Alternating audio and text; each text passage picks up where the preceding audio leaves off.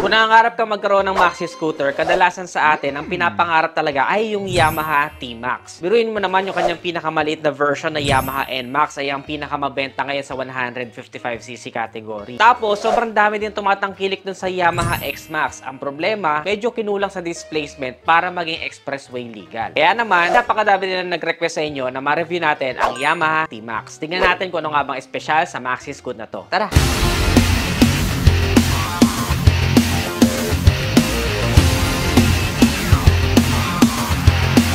Ang pinakabagong Yamaha T-Max 2024 ay mas kilala sa tawag na Tech Max dahil mas pina-high-tech na nga talaga at ito na talaga yung Max sa lahat ng lineup. Wala N-Max, X-Max at ngayon T-Max. Para siyang yung evolution simula kay Charmander, N-Max na medyo bilugan ay nag-evolve into medyo mas may konting mga edges na si Charmeleon at ngayon napaka-pointy, maangas at sobrang aggressive na datingan ng mala Charizard dito sa T-Max. Speaking of which, dun sa kanyang pointy na face na dises, ay makikita natin yung ating 2 LED headlights na napakaganda rin ng liwanag sa gabi. At isa rin sa mga napansin ko kakaiba sa kanya na dises ay nakalabas yung kanyang pinaka-belt sa likod dahil iba na nga yung build nito at maxi scooter na nga siya. Very elegant yung pagkakadesign ni Yamaha dito. They also incorporate to this bike yung tinatawag nila na sophisticated electronic control technology na kung saan nilagay nila dito yung Yamaha chip controlled throttle para ibigay sa atin yung highest controllability level sa isang motorsiklo. At itong fly-by-wire accelerator, position sensor grip, or APS-G ay para mas maramdaman natin yung hatak at yung pagiging lightweight ng motorsiklo, giving the fact na maxi scooter pa ito. At tumitimbang ng 218 kilograms. Actually, medyo lightweight na rin talaga siya para sa kanyang category. At idagdag mo pa na meron din siyang traction control system para maiwasan natin na mag-slip yung rear tire natin and meron din tayong dalawang driving mode na sports at touring. Speaking of touring, isa rin sa kapansin-pansin sa kanya ay yung kanyang napakalapad na windshield netizens. Super smooth lang at napaka-seamless nung transition ng windshield dun sa front face niya. Electronically ay nakokontrol na din po at na-adjust yung kanyang windshield na napaka-effective para hindi direkta sa dibdib natin tumatama yung hangin, kundi dumudulas lang at hindi tayo ganong kabugbog sa hangin during high speed and long ride. Now, let's talk about the engine netizens. Ilang cc nga ba ang Tech Max? To be exact, it is 562cc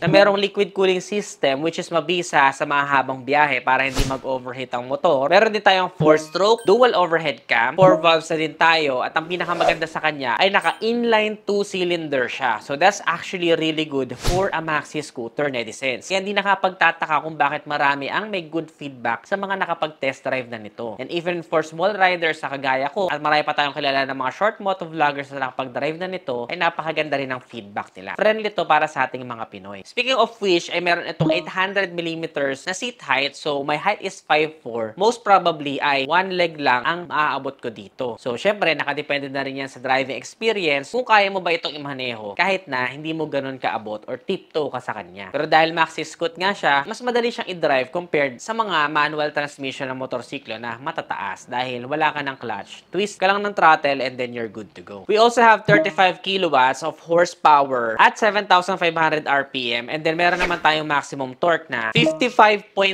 Newton meters of torque at 5,250 RPM. Napakalakas po niya netizens. So for sure, may bibigay niya yung kinakailangan mong power lalong-lalo na kung meron kayong mga long rides, especially last time ginanap yung Boss Ironman. So pwedeng-pwede mong gamitin ang maxi scooter na to, makikipagsabayan din talaga siya. Speaking of which, ay kailangan kapag sumasali tayo sa mga ganyan or even meron tayong group ride, ay dapat safe talaga ang motorsiklo na gamit natin. Meron siyang anti-lock braking system or ABS. Makikita mo na meron siyang dual disc na napaka-massive sa unahan at naka-single disc brake naman sa likuran. Isa pa rin sa nagustuhan ko sa kanya netizens ay naka-inverted telescopic fork na tayo sa unahan kaya mas maganda yung feedback niya on bumpy roads. At kahit na may angkas ka ay napaka-generous at napakalapad ng seats nito. Good for medyo mas malalaki na riders, napaka-komportable lalo na kung ipang tuturing natin dahil para lang siyang umaandar na sofa. Nagustuhan ko rin yung medyo separation ng driver sa angkas. Parang meron siyang big chunk dun sa gitna. Pwede mong sandalan at nakaka-support sa lower back natin. Kaya makukomportablehan tayo dito during touring rides. And of course, meron din tayong two options for the seating position. We have an upright seating position at pwede natin i-extend yung ating paa dun sa unahan for a cruise style. Meron din tayong TFT na full digital meter panel na display at meron itong mga information that you need. Ang maganda sa kanya ay pwede mo rin siyang i-connect sa iyong smartphone. In fact, meron pa nga itong Yamaha app na pwede mo magamit. Isa rin sa maganda sa kanya, netizens, unlike sa mga ibang maliliit na scooter na yung park brake lock niya ay napakaliit lang. Yung sa kanya, para siyang merong handbrake. Ang maganda dito ay anti-theft na siya at hindi siya basta-basta maitutulak ng magtatangkang magnakaw sa motor natin. Meron din pala siyang built-in na passing light, netizens. At doon sa kanyang upuan ay meron tayong napaka-large na seat storage. At maganda dito ay medyo kakaiba yung pagbubukas sa kanya, netizens. Papunta doon sa may grab bar ng angkas. Keyless na rin po ang motorsiklo na to. Doon mo lang lahat pipindutin sa unahan. Napakaganda niyan, lalo na kung naka-gloves tayo. Mas social at saka mas convenient. Napakaganda rin yung kanyang pinaka-grab bar, netizens, para may dalawang sungay lang para doon sa ating angkas. Naging yung kanyang pinaka-tambucho ay well-designed din. Dahil maxi scooter ito, hindi natin pwedeng i-expect na magiging kasing tunog ito ng mga inline 4 na manual transmission na big bike. Meron lang tayong average na ground clearance which is 135 mm.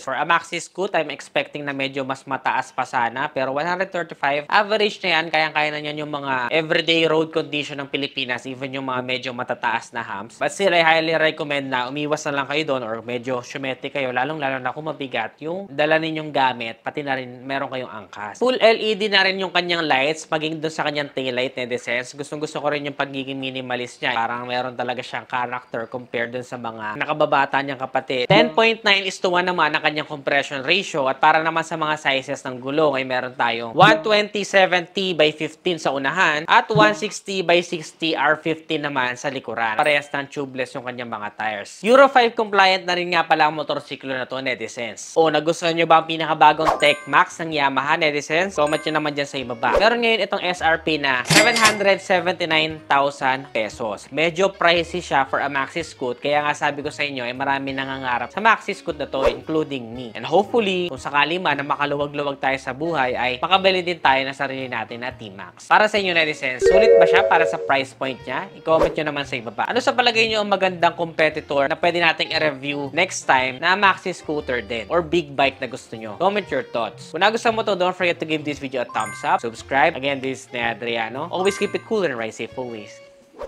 Bye.